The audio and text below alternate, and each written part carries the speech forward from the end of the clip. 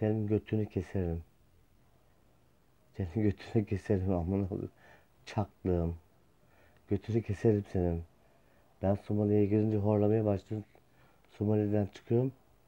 Horlamayı bitiriyorum, senin götünü keserim.